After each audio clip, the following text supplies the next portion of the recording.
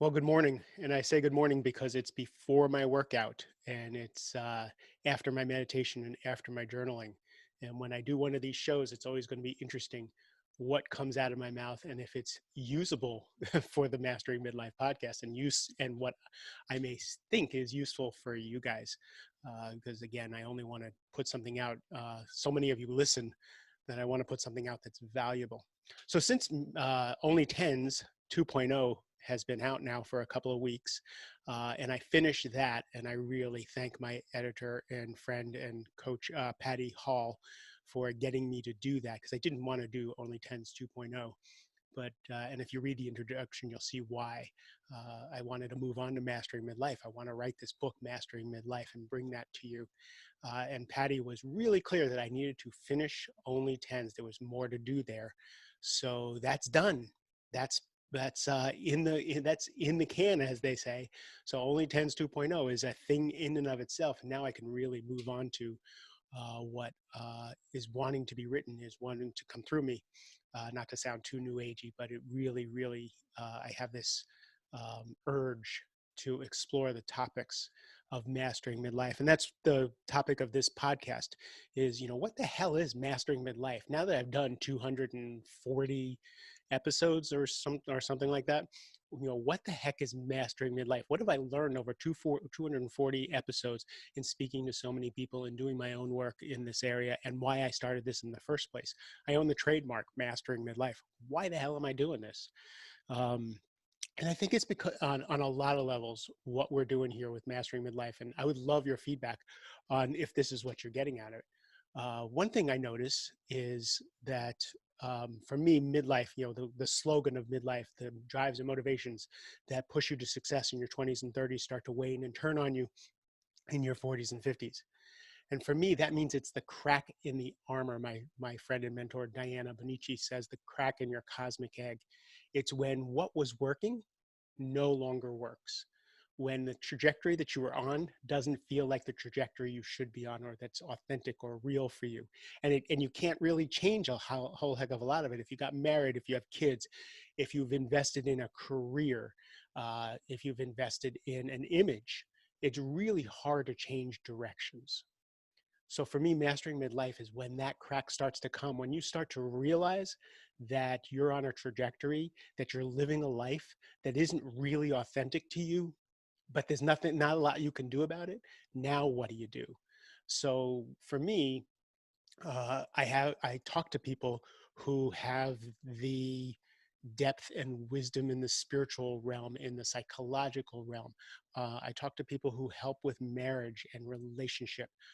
If you find yourself alone and dating, we talk to people like that. What do we do about sex, right? Like, what do we do about sex now that we're tired and we're either familiar with the person that we're with and we need to move past that lust thing to intimacy, or we're out there dating and trying to figure out how to connect that way. I talk to people who help us with substance abuse and mental health issues. And then I talk to, again, back to spiritual people of just what the heck is our existence? How many times have you just sat there and going, what the heck is all this? Why am I here? So mastering midlife for me is that time when all of a sudden we just kind of wake up and go, this is where I am. Now what do I do? This is why I talk about journaling and meditation and having a good peer group, having a really strong peer group, because this is a time of discovery. For me, this has been a time of absolute explosive discovery, which is what I want for you. That's my passion here, is I really want you to not see this as a time of panic, as a time of um, um, just disillusionment and disappointment. Although I think we need that in order to now look at something else. I needed to crash and burn. In fact, I needed to crash and burn several times in order to be open to something new. Alcoholics have a bottom in order to get sober. We have to have a bottom in life in order to look for something new. Um, I try and bring you people who are going to show you that there is something on the other side of that bottom, of the other side of that really hard thing. So the other thing about mastering midlife that I think is really important, especially now in the time of COVID, in the time of civil unrest, and now economic unrest. Oh my God, so many people are having such hard time just keeping a roof over their heads and keeping food. If you ever want to feel good, if you're having a bad day and you're having a hard time, go over to Giant or Costco or someplace, spend $100 on canned food and pet food. By the way, people's pets are hungry also, and just spend $100, put it in your trunk, drive it over to your local food bank, drop it off, change your mood in a million in a second. Your gratitude will go through the roof. Your your compassion, your understanding of what people are going through will go through the roof. But let's just talk about your own journey, because we're all going through a journey. We may not be homeless, we may have plenty of food, but we're still dealing with this time, this 2020. We're dealing with relationships. People have different political views, the vitriol on social unrest. Am I doing enough? Am I doing too much? Just our hearts are breaking. Blue lives matter, black lives matter, all lives matter. How do we even navigate this? Am I being a good ally to oppressed people?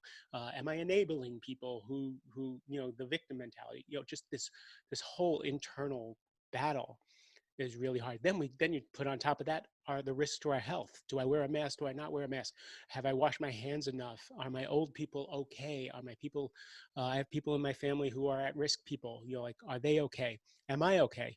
Um, and it just goes on and on and on. The things that will kill our allostatic load. And if you remember, we talked about allostatic load. That's that level of stress, that baseline level of stress that we all deal with. We're all dealing with a really high baseline level of stress right now.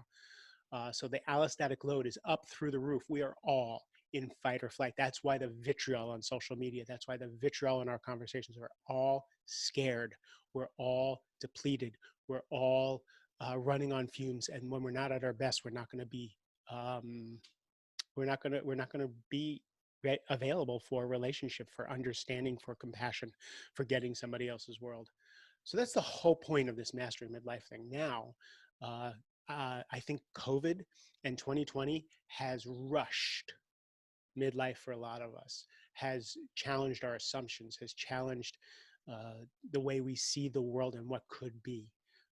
Some of us see, I have lots of what we'll quote unquote conservative friends and family who see the civil unrest as the deterioration of our country into anarchy, and they see images of fires and riots and things like that, and they're terrified of that. And then there's the other side of the coin where we see maybe fascism and authoritarianism and corruption being the end of our country. These are existential problems. So for me, really having a meditation practice, having a place where I can reset and go to find where I'm safe, me personally, uh, and ground myself in that, and to lower my allostatic load, to calm my physiology, to calm my mind, is essential so that I can navigate these tragic waters. This isn't the only time in human history that there's treacherous waters. We can do this. You can do this. I can do this. So that's what I want also for the Mastering Midlife podcast, is how can I help you ground and center yourself so that you can deal with whatever the challenges are in your life, whether it's you need food or whether you're just having an existential crisis. And both of them are valid.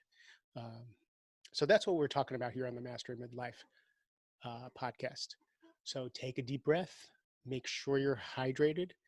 Hopefully there's people on the 240 episodes that you can relate to, and I will continue to bring that. So that's today's podcast of why I do the podcast and what I hope for you.